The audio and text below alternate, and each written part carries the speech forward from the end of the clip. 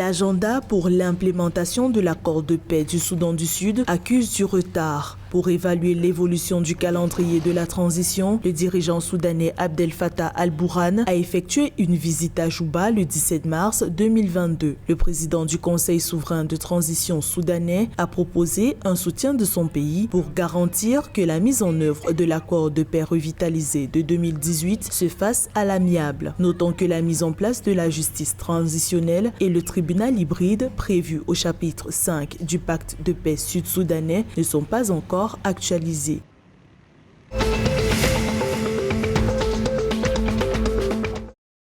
Jean-Baptiste Mugimba, ancien leader du parti extrémiste Coalition pour la défense de la République, a été condamné à 25 ans de prison au Rwanda. Reconnu coupable de complicité de génocide pour son implication dans le massacre de Nyakabanda, il a fait appel de sa condamnation à la Cour suprême. Jean-Baptiste Mugimba a été extradé vers le Rwanda depuis les Pays-Bas en 2016 après la révocation de son permis de séjour. Entre le 7 avril et le 15 juillet 1994, environ 1 million de personnes ont été victimes du génocide rwandais.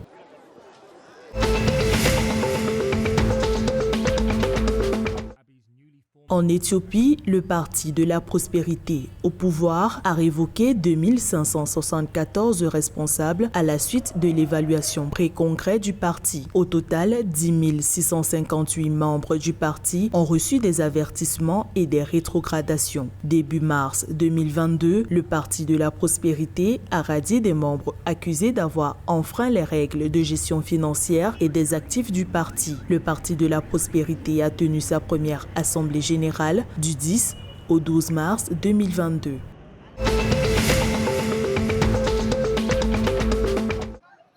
Les forces de défense du peuple ougandais UPDF resteront en Somalie malgré la fin du programme de la mission africaine en Somalie. L'état-major ougandais a annoncé que l'armée resterait déployée sous le nouveau mandat de la mission africaine de transition en Somalie, l'ATMIS. Bien qu'il y ait une réduction des forces, la décision sur le nombre de personnes à garder en Somalie ou à y envoyer par rotation n'est pas encore déterminée. Plus de 6 000 soldats de l'UPDF sont actifs en Somalie depuis 14 ans.